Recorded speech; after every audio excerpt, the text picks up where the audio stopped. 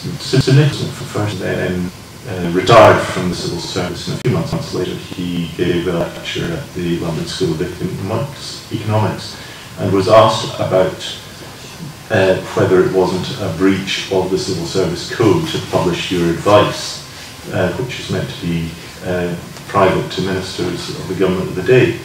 And he said absolutely he had no qualms about this because the integrity of this British state was being impugned, and he saw it as his duty to make sure that that attack on the integrity of the state was defeated.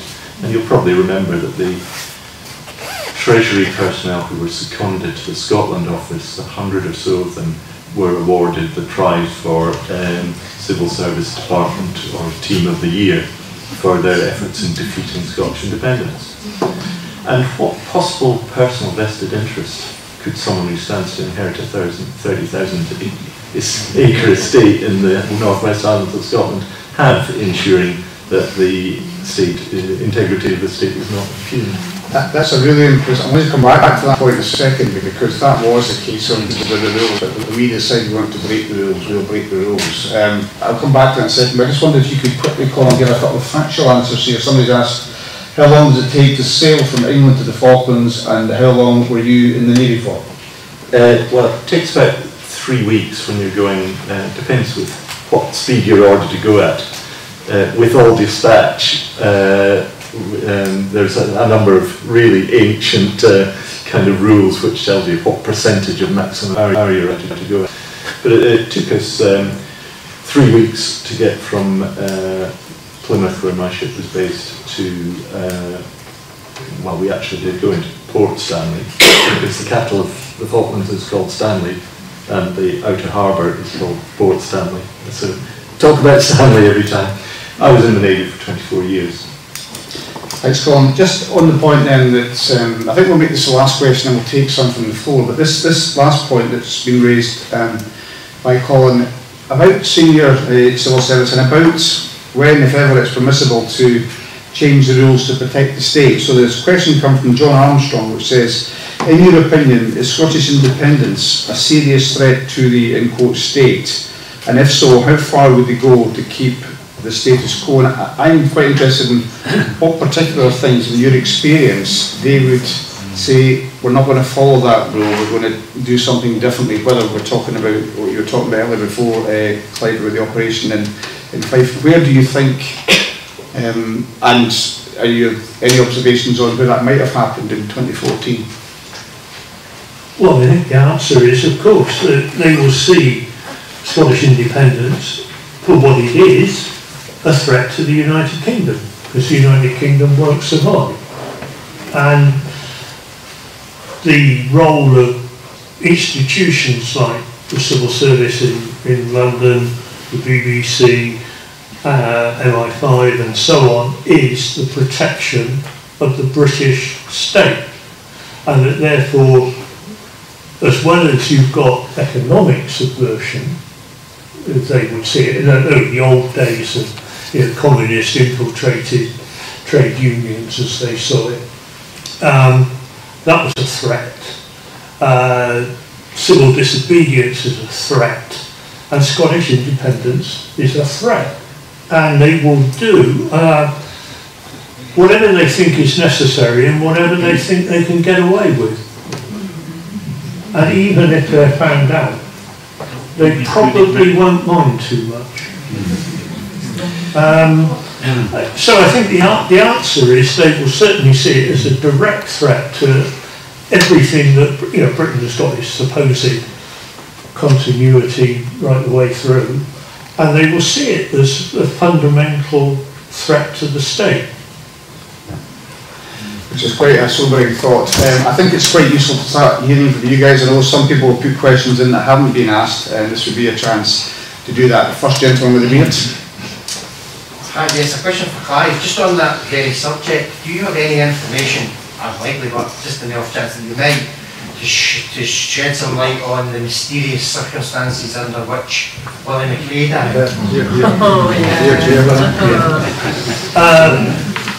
Obviously, I've got no information. I wasn't in Whitehall when all that happened. but it wouldn't surprise me. He shot himself in the back of the head through the back window of the car. It's quite And then they always had a packet of 200 cigarettes in the front and it was gone. So the only question is, who did it? This related question kind of to that is, obviously what's been in the news very recently is the Chagos Islands. Was that anything that came across your desk at all? The UN's found that the UK acted appallingly in denying self-determination to the Chagos Islands when Malaysia got its independence. Did you see any of that? No, I mean, but it's a very clear example of what the British state will do for what it defines as its interests. Its interests were to give those islands to the Americans because we basically do what the Americans want us to do. And the Chagos Islanders were merely a bunch of primitive people who didn't have to be taken into consideration. A bit like the Scots. It's gone on, and then they've done everything they possibly can to stop them going back. I mean, even declaring an environmental protection area around the islands and so on, which shows how desperate they're getting. They've renewed the lease for the Americans on the base for another 15 years, I think. And of course they won't go against the Americans because when you work in Whitehall, the thing particularly on the defence intelligence side, you realise there are two things that determine everything. One is nuclear technology and getting it from the Americans, because Trident won't work without the Americans, and the intelligence relationship, which is deeply embedded into the British state now. For example, the Joint Intelligence Committee in the Cabinet Office, when it meets, the two CIA men from the American Embassy attend automatically. Do you want to come in, Colin? Well, just I can remember, I actually know someone who was the senior naval officer at Diego Garcia, which is how they refer to the Chagos Islands. That's now the American base. So we, although it, in the same way as when the Americans, for instance, had a listening post at Edsel, RAF Edsel, that base was actually commanded by an RAF squadron leader, and there was an American listening post up at Thurso, and so all these things, they're still British overseas territories, the Chagos Islands and the other that are part of the general group there, and so the British state still maintains its colonial rule over them, and there will be British personnel making sure that it's a governor of the Chagos Islands, but there will be some Foreign Office, senior Foreign Office civil servant who will be ensuring that the Americans do remember it's still ours, and they will be actually there in person. Well, that was the same for all the American air bases in Britain during the Cold War. Were all technically RAF bases, and the person who was technically in command of them was a very low-level flight lieutenant, because then we didn't have to admit that we had American bases in Britain. They were merely RAF bases which we allowed the Americans to use together with us. And of course, I mean, there's something like Greenham Common, again, something else I was involved in. There was a question of what do we do if the Americans try to launch the missiles without our approval? And the answer was the RAF regiment were to shoot the Americans. I think it's worth saying as well, to tie back into the Falklands, that the Ascension Islands in the same situation. It's nominally British, but and there's a governor there, but most of the equipment, certainly when I've been there, is American. It was run for the Americans. Yeah. The lesson with the Chagos Islands, of course, is that no matter how long you deny people self-determination, the world is watching, and they will take a judgment on that, which I think is really useful to know. Which is what has happened, because with Britain leaving the EU, it's had no support now from the other EU nations. Normally they would have gone behind us at the UN or the International Court, and we would have had some support. The only people who are supporting us are America and Israel. The gentleman at the front was going to ask a question, I'll come to the lady over there afterwards. Just a gentleman at the front first. Quick one each. Bulgaria was a Second World War era battleship, had it been upgraded, and the denial of exocets, what was the politics behind stopping exocets getting? The Belgrano had been an American cruiser, and in fact the majority of the Argentinian vessels were second-hand, apart from actually they had two built-in UK Type 42 destroyers. The Santissima Trinidad actually walked across the deck of the Santissima Trinidad in Portsmouth Harbour the year before the Falklands War started, so we were berthed outboard of it. The Belgrano had indeed been upgraded, and I think I'm right in saying it carried surface-to-surface exocet missiles, as indeed a number of our ships had. The MM40 rather than the AM38, which was fitted to the Super 8 Honda. Sorry, what was the other? The exocet. There's a lot of politics behind supply routes, France and so on, and other Quite a companies lot was done to try and disrupt the supply route from France. The sinking of the Sheffield was I've never seen the senior naval officers in such a state. It was the first ship they'd lost since the Second World War. And it's now come out that we knew at the time the reason was the bloke who was running the radar air defences had gone off to have lunch.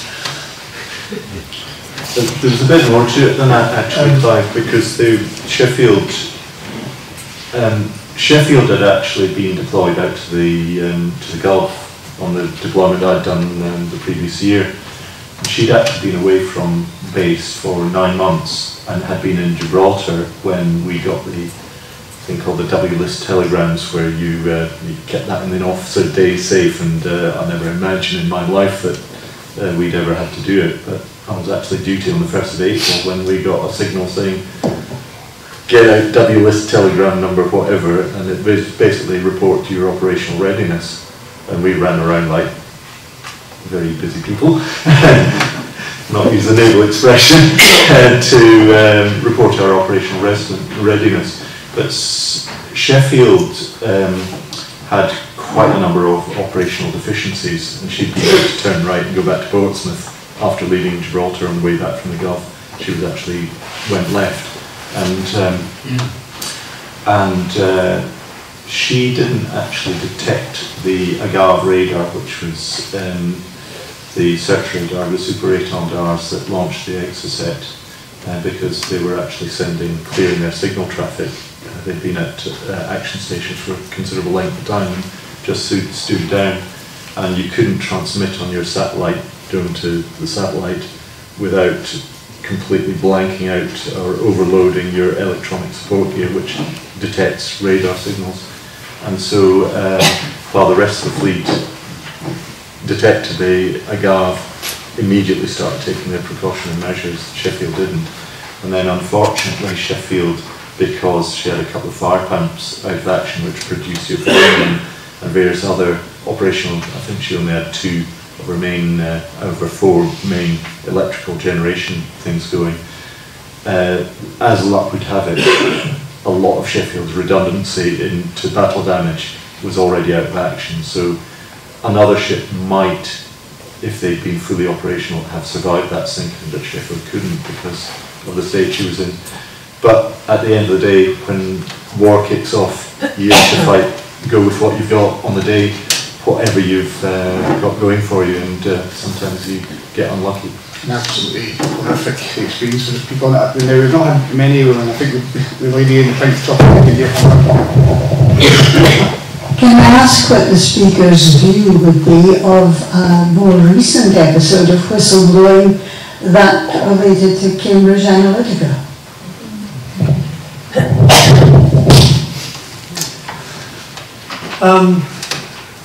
I don't know, I don't use Facebook on principle.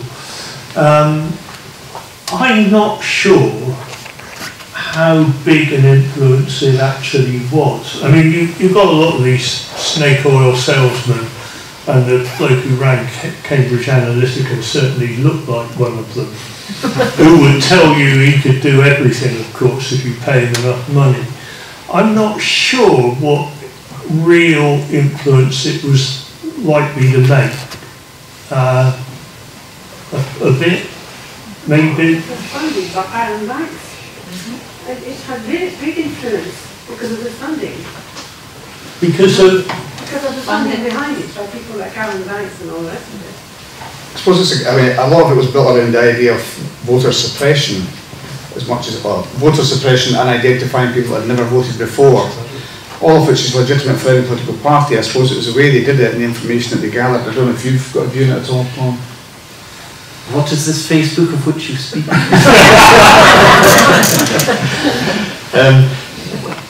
I think we're all generally aware that there's, I mean, it sounds a bit conspiracy theorist, but dark forces at work. I mean, I've just spent virtually all of this year so far in Northern Ireland because of family issues, and when you think of the way the DUP got bunged nearly £500,000 from a shadowy company based in Scotland run by former vice chairman of the Conservative branch in Scotland, and then bunged to the DUP because they don't have to account because of the issues between murderous political attacks on politicians in Northern Ireland.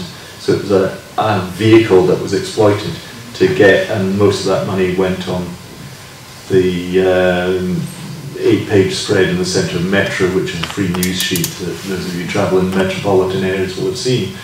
And when, now, the BBC Northern Ireland ran an hour-long documentary on the whole thing, which meant the Electoral Commission actually had to do something about it. Of course, we didn't see that in Scotland because they didn't want us to know these sorts of things. But and the Electoral Commission, I can't remember exactly, but it was basically, oh, naughty boys, don't do it again. A bit like Ruth Davidson knowing what the outcome of the postal vote was 5 minutes after the polls had closed, but that apparently was no breach of things. So there is dark money, and there's people don't want us to be independent, that's for sure. I think, just a point to make, if it is relatively innocent, then why, when Deirdre Brock asked the Prime Minister this week why representatives from Cambridge Analytica had gone to Downing Street, couldn't you get a straight answer? If it's innocent, then why couldn't you get that straight answer? Did you want to come in there?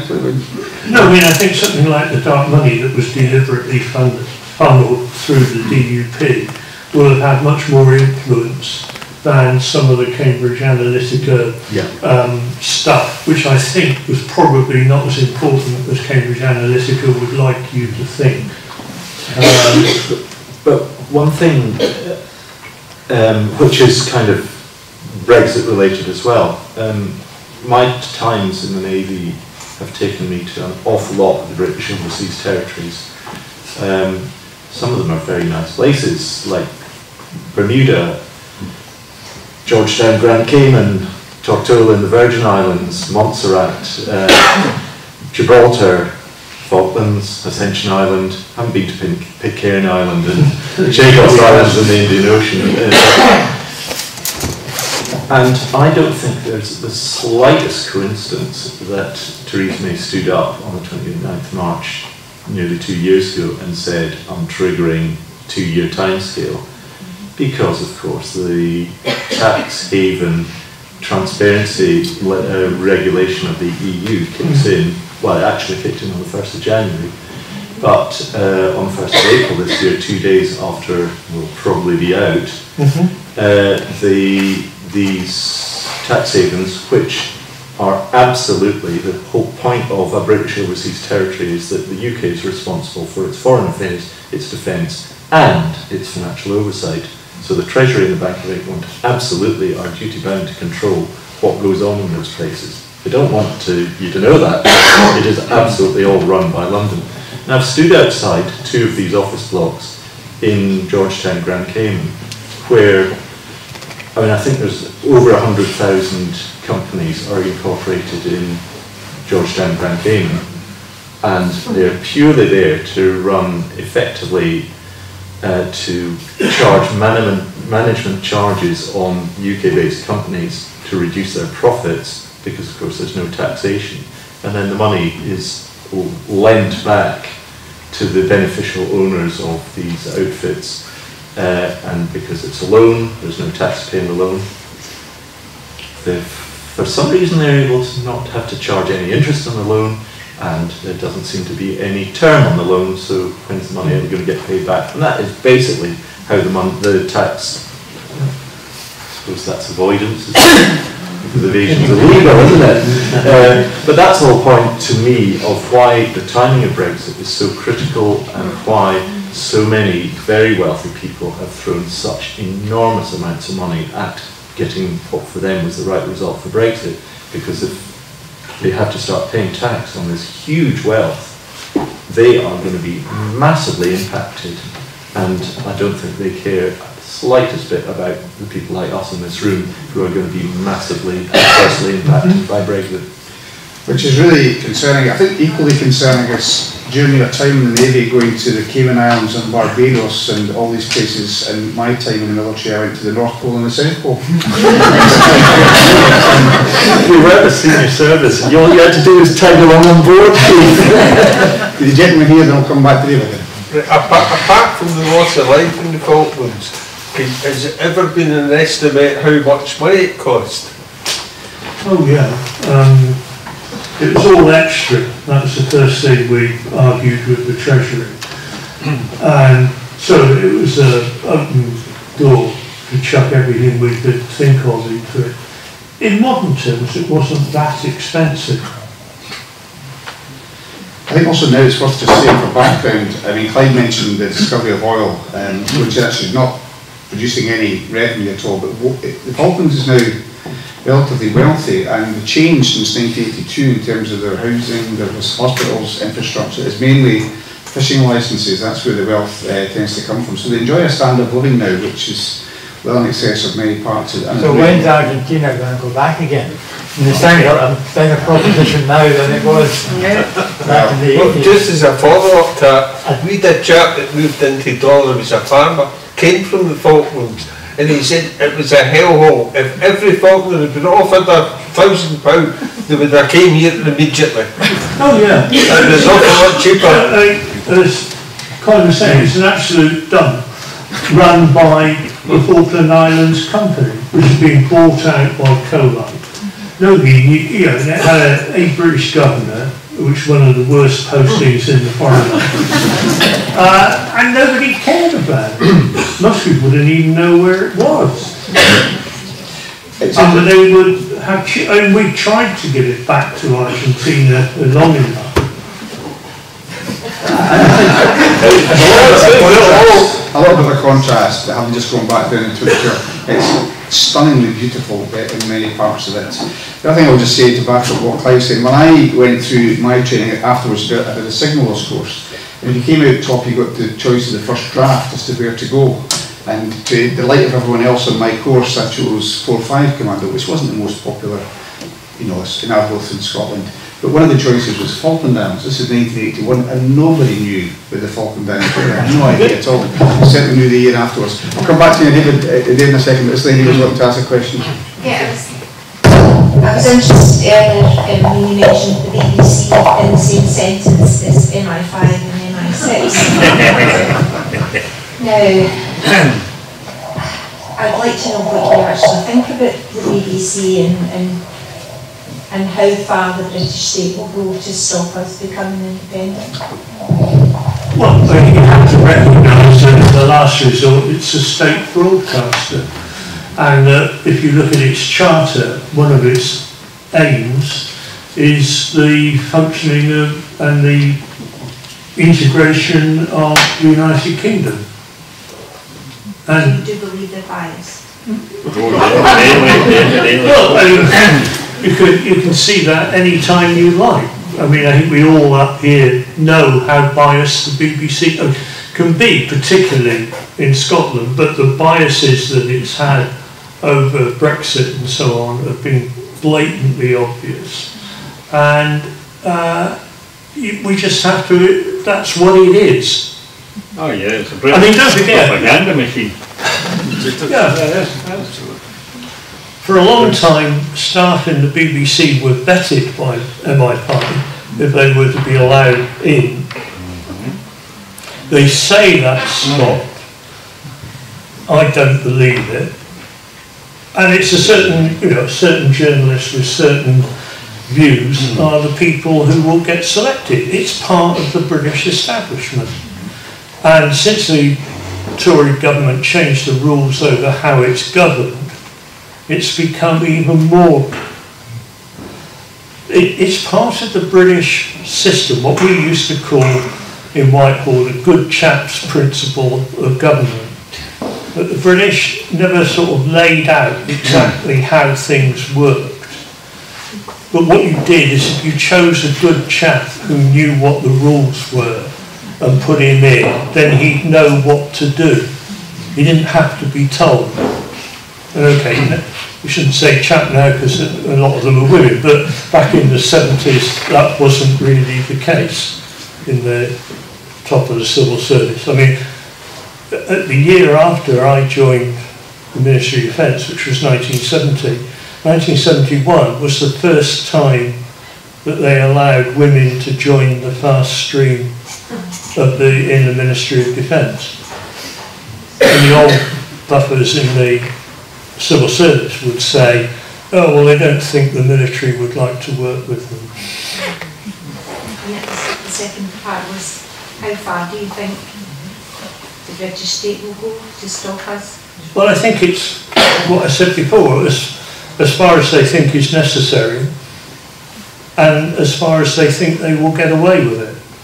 So it'll be part of a coordinated campaign, and all bits of the British state will be expected to play their part. I just wonder if vetting is still going on, Clive, how they've managed to employ somebody that taught their dog to do Nazi salutes, but well, that's vetting by a different organisation. So, David and Ian after that. I don't think I need it. I think we're right there. It's actually linked to the point about the BBC and dark forces that you talked about.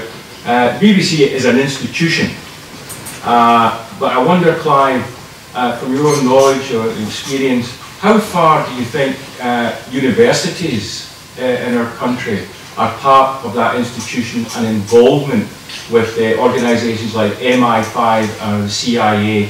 Because I do know for a fact that Lancaster University has a department which is involved in the perfection of interrogation techniques along with MI5 and the CIA. And I'm wondering how many other universities are recruiting staff, perhaps even students, in this country for links to MI5 and CIA. Quite a lot. I mean, obviously the old way of selecting people for MI5 and MI6 through your tutor at Oxbridge has changed a bit. Though the person who came to be head of department in politics at Swansea was somebody I'd known when I was in the Ministry of Defence, running liaison with the academic world. And he was an MI5 trustee. And he was, I had to warn a few people that he would report back to MI5 on what they were doing. And of course we had that example not long ago of the Tory MP who wrote to all the universities demanding to know what they were teaching about Brexit. There are other departments, for example, War Studies at King's College, very, very close to the Ministry of Defence. Aberystwyth and of course St Andrews with its terrorism unit. So there are plenty of places. One of the jobs I did in the Navy was running Aberdeen University Royal Naval Unit, which is the Navy's equivalent of a university air squadron or an officer training corps. And every year I got a visit from somebody from Whitehall who would spend half an hour with me asking if I had identified anybody I thought would be a potential recruit to the intelligence community. So, you know, so I was asked, and ultimately it is important that any country has its number one duty is the protection of its citizens in every way. So it is important that you analyse what threats are coming your way in exactly the same way as we need to have a police force and other things. So it's a legitimate thing for any country to have its own intelligence services, and it's important that you do actually have good people with the appropriate skills right across the spectrum. So it's not an illegitimate thing to do, but what it is worrying for us who believe that our own country should revert to its natural and historic state of independence, and for that to be combated by people whose wages you're paying, that seems to me perverse. I'm going to take up the point, running on from that. The question, the problem is always the political control of the intelligence services, and there is very, very little of it. What can a minister or somebody in the Foreign Office liaising with MI6, you say to them, well, what do you know about that? What did you do? You will get a story back which may or may not be true, and you've got no way of finding out. You can't go down there and demand to read their files and find out whether they're lying to you or not. Watch the BBC. Yeah. Watch the BBC. Just on the reverse of that, Clive, then, where there's political manipulation of intelligence, such as many people feel happened during the Iraq war, it's kind of the other way around as well, because it's politicians saying, I want something from the intelligence services that perhaps wasn't there. Yeah, but then it's up to the intelligence services if they've got any integrity about what they're doing, not to do it. And to say, well, no, we haven't got anything, and we know how they were misled over Iraq. A couple of really duff people who they believed who were just telling them a pile of rubbish. But yeah, it works both ways, but you have to rely on the people at the top of 6 and 5 to actually have enough integrity to say to these people, no, but when your career's at stake. Yeah. And the dodgy dossier in particular, what was presented really so that Tony Blair could win his House of Commons vote, which he didn't actually need, because you can do all, take all the decisions by order in council, which is the kind of royal prerogative of which allows the government of the day to do effectively what it likes without having any recourse to Parliament at all. But for instance, Dr. David Kelly, who had been in the inspections team in Iraq, and Hans Blix, I mean, they quite clearly had done due diligence and quite clearly had assessed correctly that there were no weapons.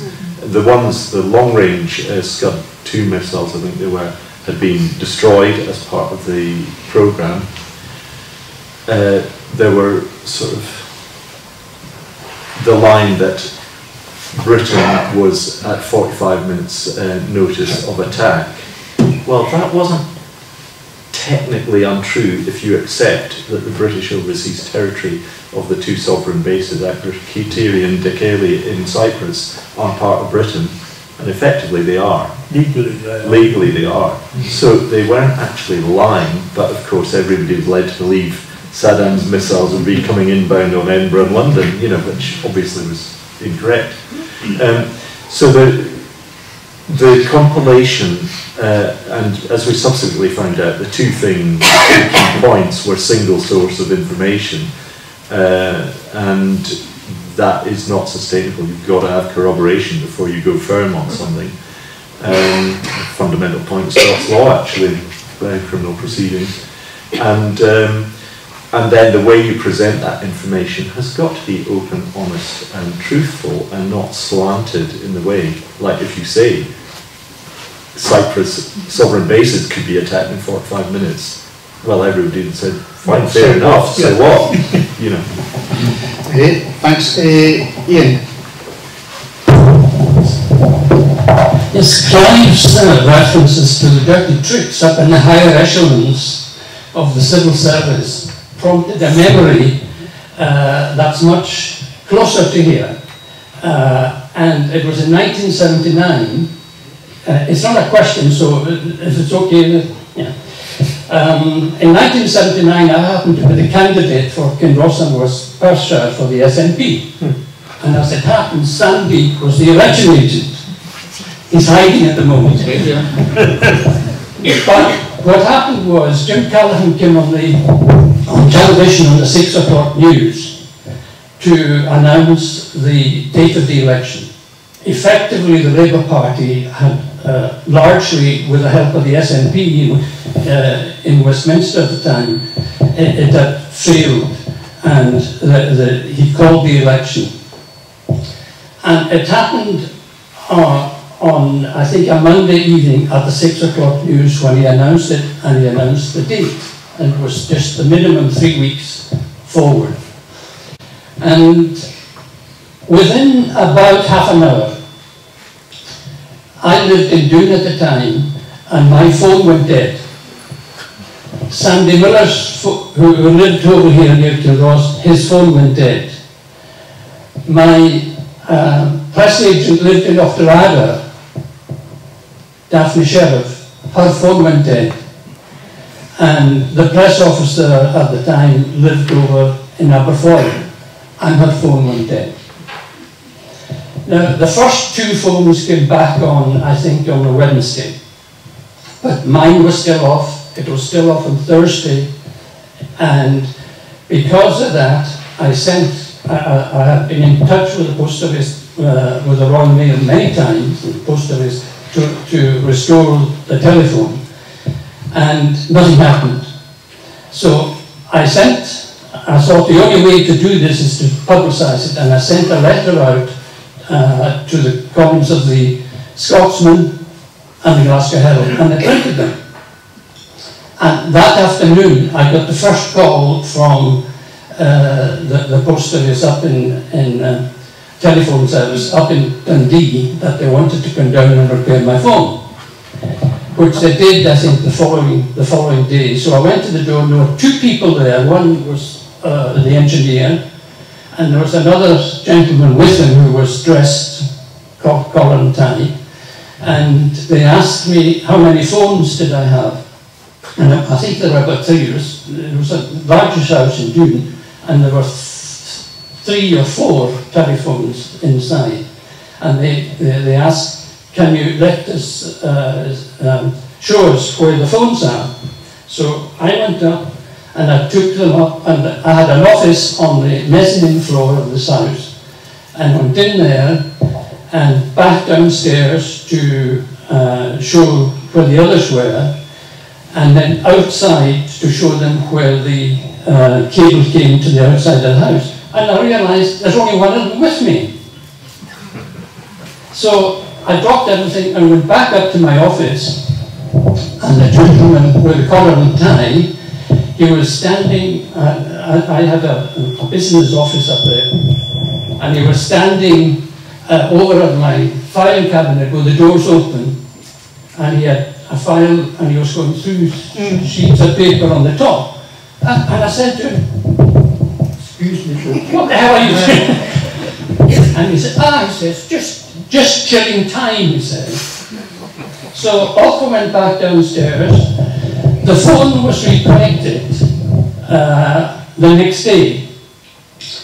But the interesting thing I found out later was I took a phone a week or 2 later, and I took a telephone call, put the phone down, picked it back up, and I heard my own, a recording of my own conversation that I just had. So that is perhaps an example that it doesn't only happen in the higher echelons, if you like. It can come very close to many of us here. Well, the way things operated in the late 70s and early 80s, what you have there is an unofficial tap on your phone. The official taps, which were always done at the exchange, you would never pick up. In fact, the best indicator that you had a tap on your phone was it never went wrong. And you had a very good connection. The unofficial ones had to be done differently, of course, because they didn't have a warrant to do it. That doesn't stop somebody from doing it. That's what happened to you. If it had been done officially under a Home Office warrant, or Scottish Office warrant in this case, you'd have had a wonderful phone service. I noticed Clive doesn't mention whether he was in Dune in 1979, but I'm assuming he wasn't. A fascinating story. Ian, how do you point out time for last three questions, if there are questions? I'll try and take the vote we haven't had already if I can, and I see you're currently third if nobody else jumps in, but the lady just here. It's all been quite depressing, to be honest, and as a well-known activist in Perth, I think I'll be looking over my shoulders quite a lot. Is there any hope? You know, we're fighting something where roughly half the population knows exactly what's going on, and most of them seem to be here tonight. And then there's a tiny number of people who aren't here because they don't want to be here, and they know what's going on. And then there's the utterly bewildered who would think we were all nuts tonight. And how do we get through to them? And I wanted to make this quite personal. Have either of our panellists, any three of you, have you ever actually managed to see that moment on someone's face when they suddenly think, these guys aren't mad, it was me that was bewildered and they're telling me the truth? Have you actually seen that? I know I have, and it's wonderful. Colin first then? Yes, there is hope, and I'll tell you why, because I've come into contact with my family members in the last few weeks.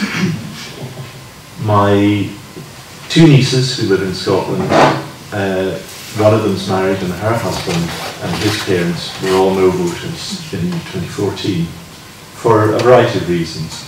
The youngest niece, she and her sister were born and brought up in Northern Ireland, and I actually asked her 2 weeks ago, how did you vote in the Scottish independence referendum? She was 21 at the time, and she said she voted no, and I said why, and she said because I hadn't really thought about it until about a week before the actual date of the referendum.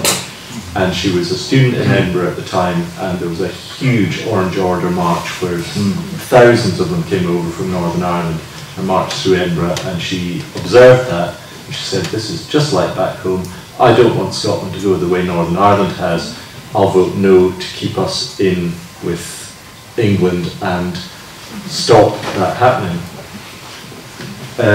She's not very into politics, but I asked her, what do you think about the situation now, and if there's another independence referendum, which way will you vote this time? And she said, well, I'll vote yes. Right, my other niece and her husband, they're both PhD doctors. I talked to them one day when we visited them in Bo'ness in about July 2014. And they were going to vote no, and did vote no. And the reason they voted no was they had a lot of European Union colleagues in their research teams who were all petrified at the thought that Scotland would be kicked out of the EU and they'd all have to go home. And the senior people who were getting the funding to lead their research were also putting the line that the EU funding will dry up, our research will have to stop, you'll all be out of a job. So they both voted no. And I asked her, and indeed him, and they both said, well, actually, our European colleagues, those who are still here, are absolutely petrified about what's going to happen in a few weeks' time. They still don't really have absolute security and clarity of what's going on. And she acknowledged that every single thing I told her would happen if we voted no had indeed come to pass, and she and her husband are going to vote yes next time, so that's a swing of 6. And the most amazing bit of the lot is my nephew-in-law's parents, both of whom originate from Liverpool. His mother-in-law is a lovely person, but she comes from Southport, which is the posh bit of suburb of Liverpool where Shirley Williams, I think, used to be the MP. And she moved to Scotland. She taught English in a posh private school in Helensburgh, and I'll forgive her, but she has actually twice voted for that Joe Swinson woman. But she told me she's been watching with increasing horror the way the Scottish representatives are denigrated, ignored in Westminster. And when Ian Blackford was evicted from the House of Commons, followed by the 34 other Scottish MPs, she decided to join the SNP, and she now delivers leaflets for the SNP. And her so that fills me with immense hope, because within my immediate family and their in-laws, there's a net swing of 10 in favour of independence. And furthermore, I think a lesson I'd like to get Keith to convey to the senior echelons of the SNP is, when we name a date and when we start campaigning actively, and when there is a date looming, the uninvolved members of the public who are not interested in politics will actually start to pay attention, and the evidence that we can supply to them this time will definitely carry the day. There's huge enthusiasm out there, but nothing's going to change until we name a date for the next independence referendum. And if we ask very nicely Theresa May and she says no, the words of Kenyon Wright are absolutely apposite. You say no and you're the state, we are the people and we say yes.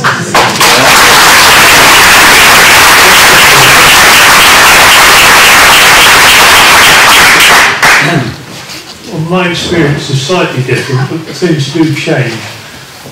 My father was out and out Tory racist. Thought Ian Smith was wonderful, Eden was absolutely right, and Suez, and so on. Read the Telegraph every day. When I was arrested, just afterwards, I said to her parents, don't say anything on the phone because the phone's being tapped. What do you mean they can't do that? I said, well, of course they can.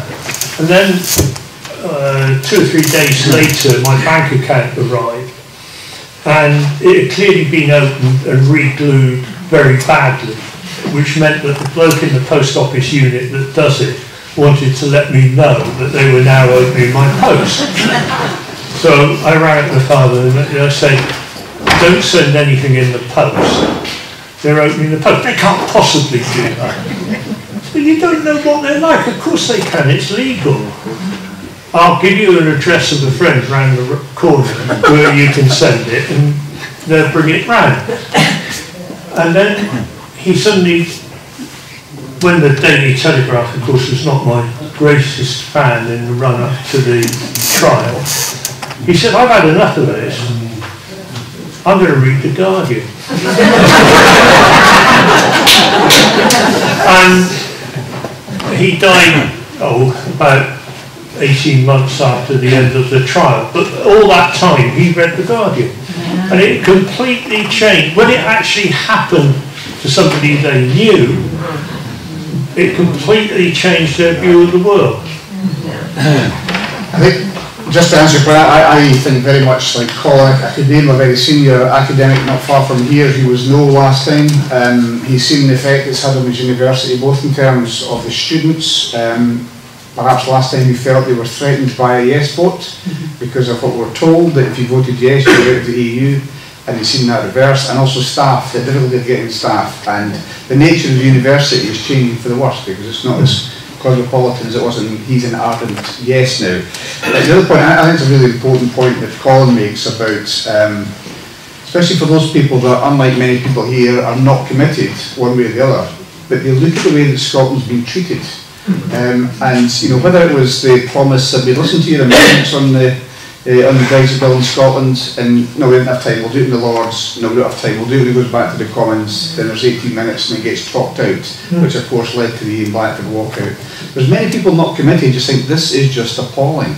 And a lot of people have moved up from down south as well. They're used, and quite rightly, to have a government that actually reflects their interest, and when you see that interest in the place that they now live being ignored, I think it's having a salary, and it's one of the things that we have to, certainly for those in the SNP, press home. The way that we're being treated. Another example of it, of course, is this nonsense about we're not going to give you a referendum. Before you even ask, we're not going to give you a referendum. And the two things that are similar here is, just going back to how depressing we felt part of the conversations were, we cannot let people think there's no point in doing this. Let them convince us that there's no point in doing this, that the whole world's against us. And because it goes back to a point Clive made earlier, the best thing to do is to win the war. Forget the name of the Chinese philosopher or general. You win the war by convincing somebody else they cannot win it, so you don't have the war in the first place. Well, we've got, certainly in the SNP and the SN, 125,000 people.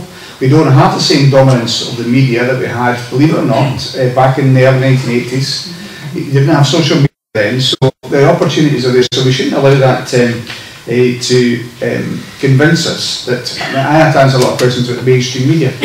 We didn't have a paper, for example, that supports independence. We don't have social media. It's a different proposition now. And just to go back to whether some of this stuff is conspiracy theories or the accuracy and some of the inside information we've had from Clive, we can get a flavour of that.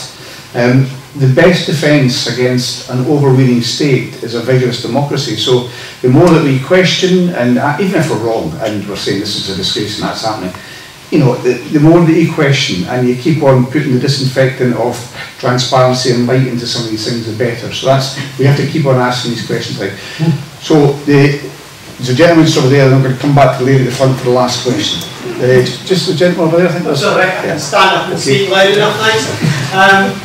The lady over there asked half the question, but the other half was, could we end up in a Catalonian position? Anybody in particular? Well, if I understood it, the two constitutions are different.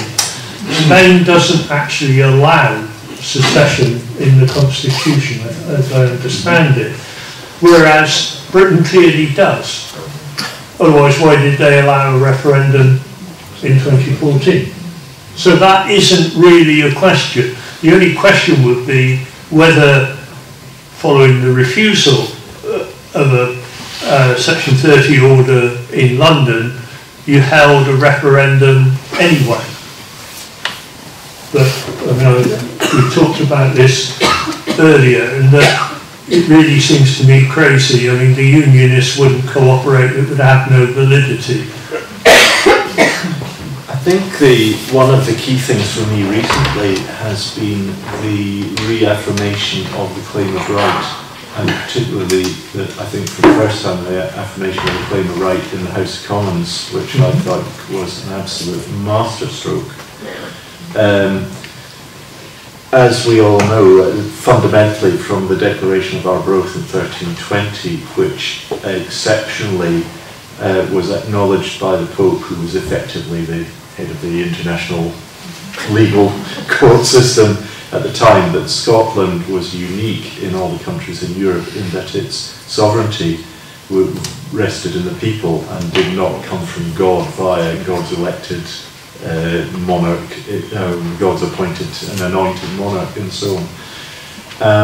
And then that claim of right was first put out, I think, in 1695, was reaffirmed in the 1950s. But the very fact that it was brought forward in the UK House of Commons and passed without a vote being taken, which meant it passed because the unionist parties could not be seen to vote it down, and they couldn't even be seen to abstain on it. Oh, sorry, well, the government of the day accepted that it is the fact. So we're not like Spain in any respect, because Spain does have a constitution. The constitution, however, whatever you think of it, was approved by the Spanish people at the time, admittedly just coming out of the Franco era, a few months after he died. And so the only point of a Section 30 order under the devolution settlement is that it will not be legally challenged if one is put in place, like the Edinburgh Agreement was last time. And furthermore, there is precedent for it. So it has happened before, and therefore it can happen again at any time. But Theresa May and her government, and indeed any UK government, do not have a power of veto over our sovereignty and our determining of the best means of government for ourselves.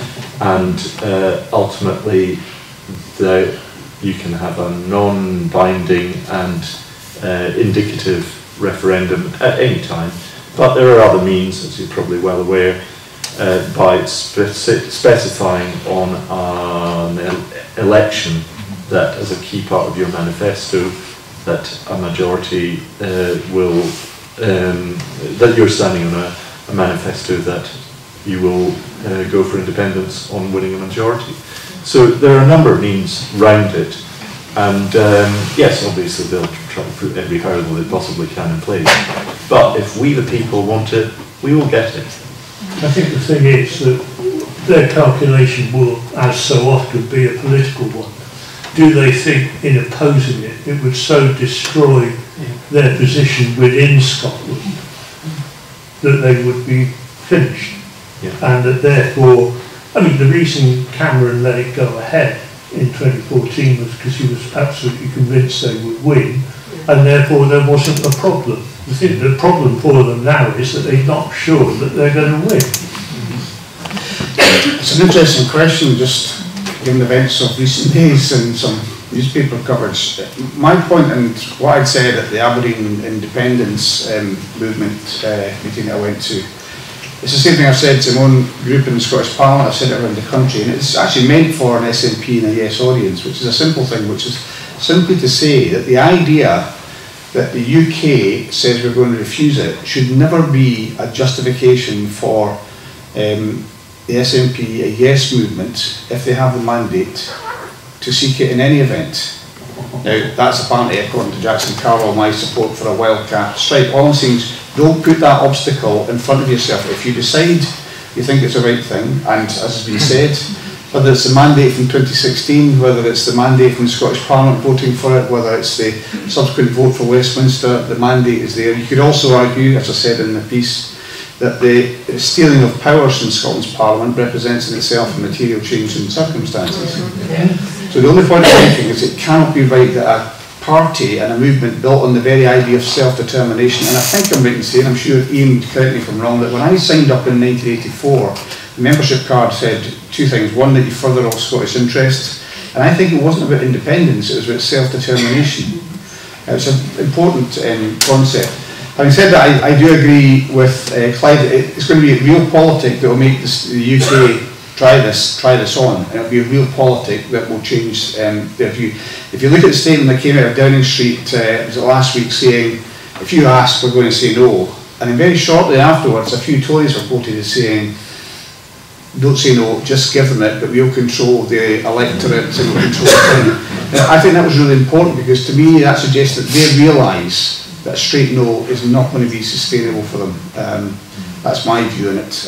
And the idea that, just whilst I'm talking here, that the Aberdeen Independence Movement thing was me off guard. I was being filmed by both STV and the Aberdeen and the Broadcasting Scotland. I've said the same thing repeatedly around the country.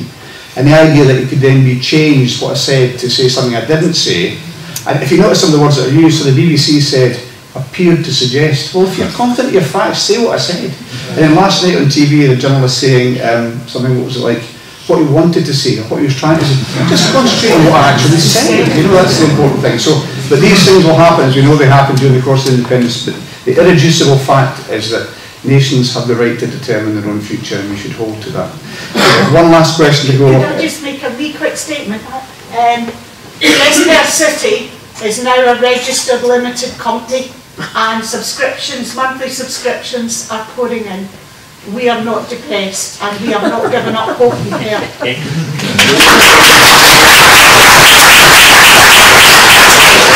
lady at the front has got an earlier for the last question. Yeah, thanks very much.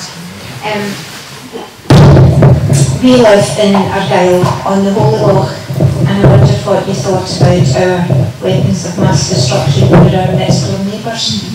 Will we ever manage to get rid of them? Yes. Well, as someone who's actually been trained in the use of nuclear weapons. We were trained to carry what was euphemistically known as the 600-pound HEMC bomb. HE stands for high effect, and medium charge means it's a big bang, but not a monstrous bang. And it was effectively a nuclear depth charge. And very unusually, anything nuclear has a two-man rule on it. You must always have two people involved at every stage of the process. But because I flew the Wasp helicopter, when you had this thing strapped to the underside of your helicopter, you didn't have the capacity to actually take your air crewman with you to do the two-man rule. So once I took off, I had sole control of the thing strapped to the underside of my aircraft. So we practiced this repeatedly, deploying it, and we actually had what were called peacetime ships and wartime ships. My ship was a wartime ship. We only got the thing on board when we actually went to war, and the peacetime ships carried it all the time. But getting back to the fundamental question, I think it's safe to say I've probably never believed that, even though I would have done my job at the time, but I've never believed, certainly, that nuclear weapons are an effective weapon, and I don't believe they're an effective deterrent.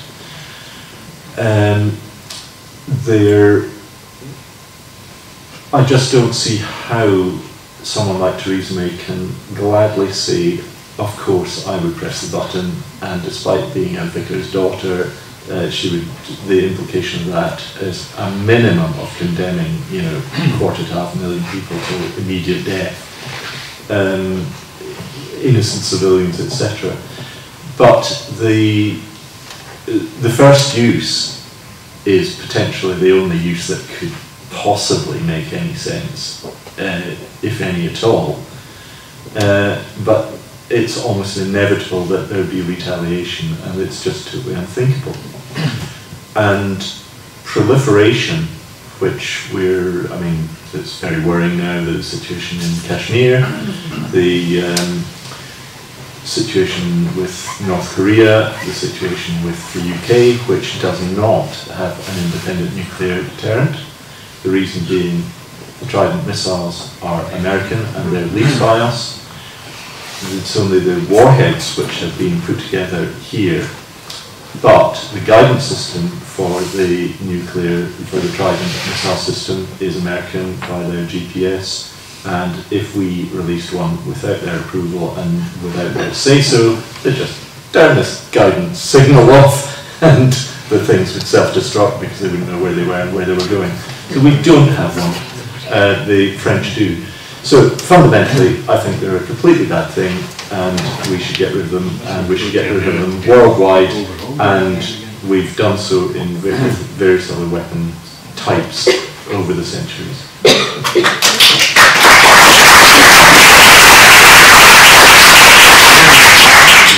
Well, I agree with Colin.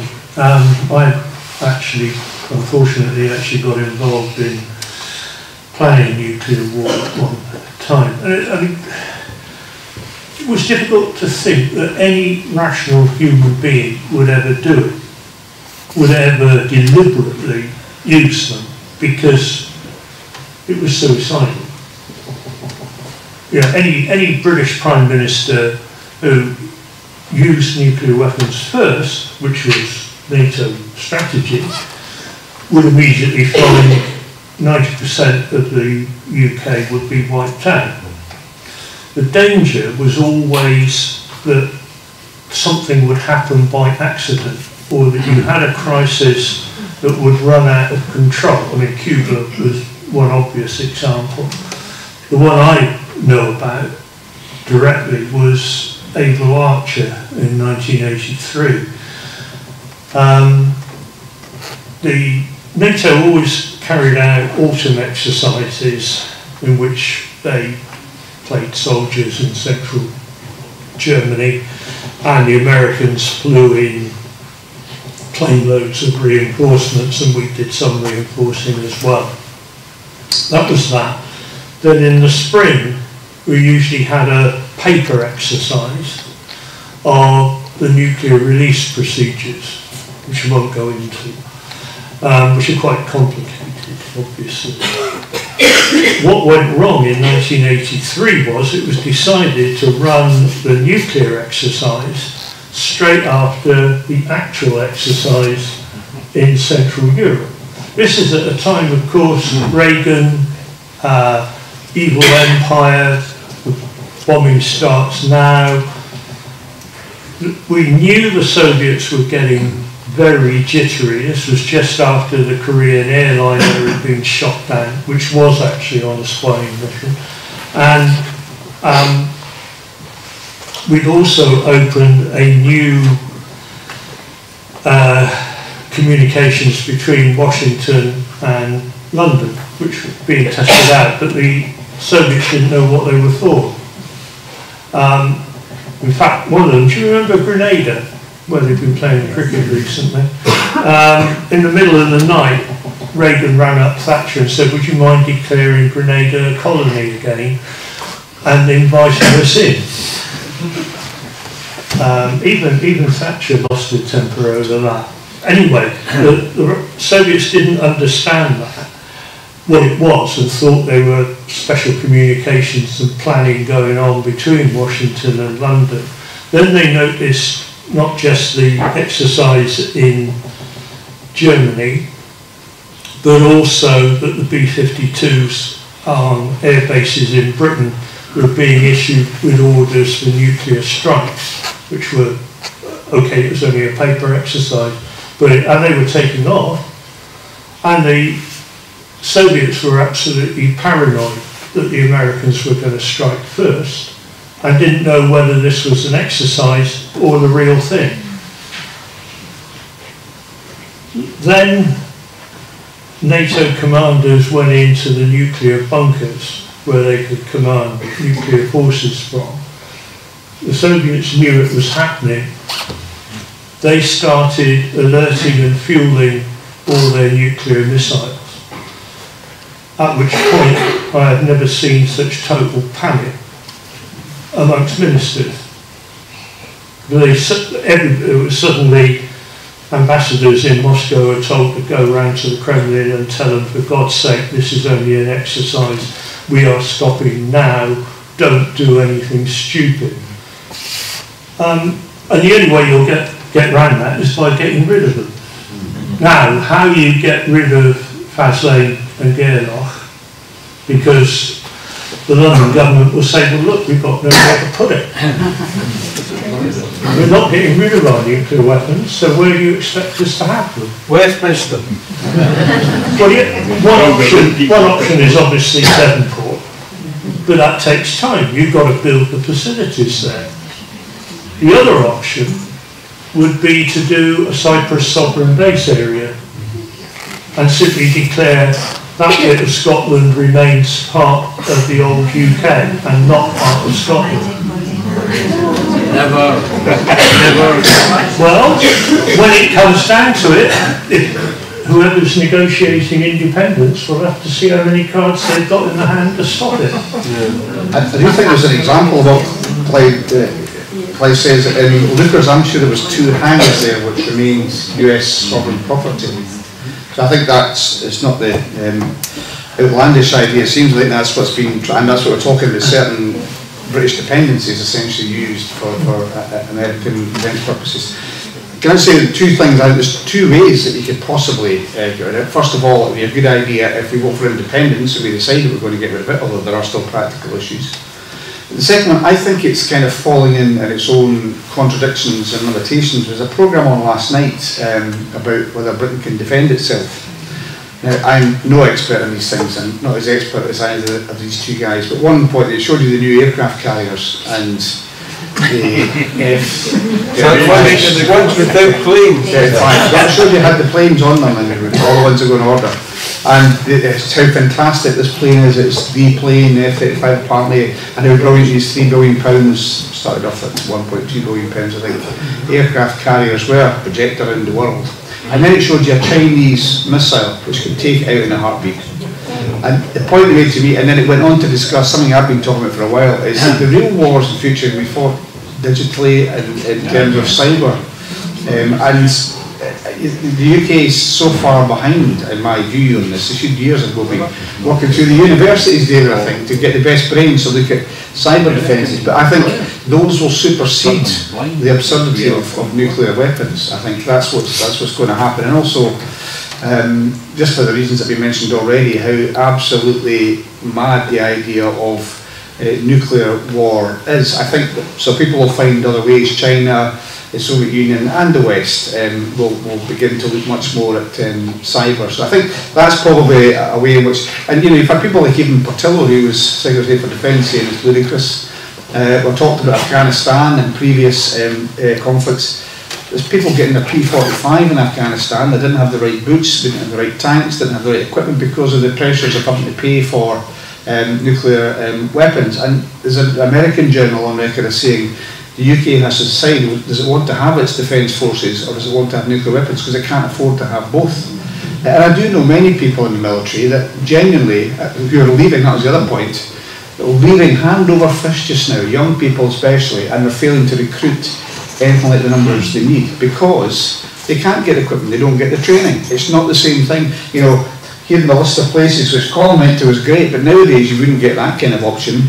And that's partly because of the pressures created by this £100 billion bill they want to pay for nuclear weapons, which, as Colin quite rightly says, they're not going to control in any meaningful way in any event. So I think those are the two things which might lead to... Now I did say that was the last question, but there was one gentleman at the back who wanted to say something, so I can let him say something if he's ready to... Gentleman, respect with yourself? Yeah. And then that would be us. I'll just go back to what Clive said about a Section 30 order. What order suggests compliance. Now, England and Scotland signed the Treaty of Union, I think it is, as equal nations. So, as they told us in 2014, the work on Scotland, that you'll come back, leaders, be part of an equal partner in these nations.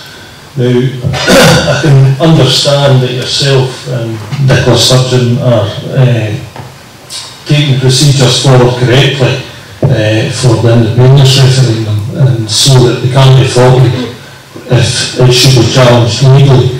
Now, it's not going to be an illegal referendum because there's nothing to suggest that it is illegal. There's no legislation or anything like that. However, if we get that referendum and we win it, despite Westminster opposing that, if they do contest it like they've done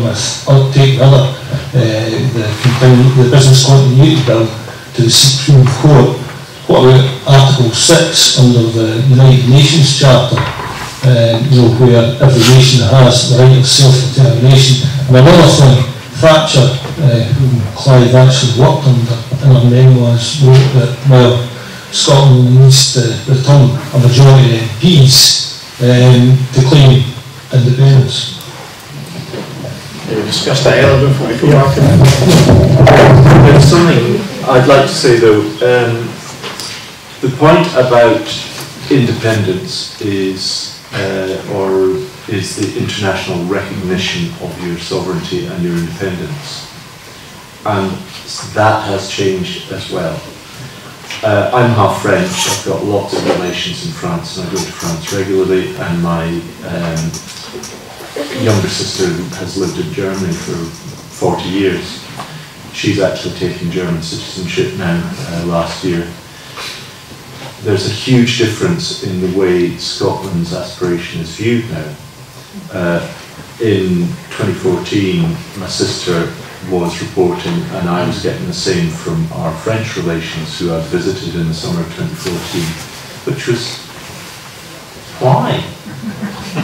They just didn't get it. They saw the UK as a stable, principled nation, fellow EU member, and one that actually represented, in some ways, a lot of the things that, for instance, the Labour Party doesn't like about the EU and its regulatory regime, were actually put in place by very strong, Conservative-led governments of the UK, ensuring that our the UK's voice was clearly heard when all these regulations are formulated.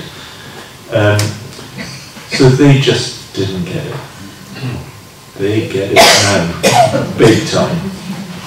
Because all the denigration of Johnny Foreigner and the extreme right-wing press that we enjoy in the UK, it doesn't happen in a vacuum. They're listening to people like Boris Johnson and his comments. They're hearing all the extreme right-wingers and their virulent denigration of the countries we're still in union with. And my French relations now absolutely get why we don't want to be associated with them anymore. And they're actually saying, what are you waiting for? Get on with it, because we're ready to welcome you with open arms. And I take my hat off to this First Minister of Scotland. She has been playing an absolute blinder, in my opinion, by putting out these effectively the trade. Keith will tell me exactly what they're termed, but in Berlin, in Paris, in London as well, which made Alex Cole-Hamilton look a right idiot. I think it was him, and so on. But also making Scotland high profile right across all the serious opinion forming places in the world, preparing the ground for what is ultimately going to be the recognition of our independence when we ask for it. And I think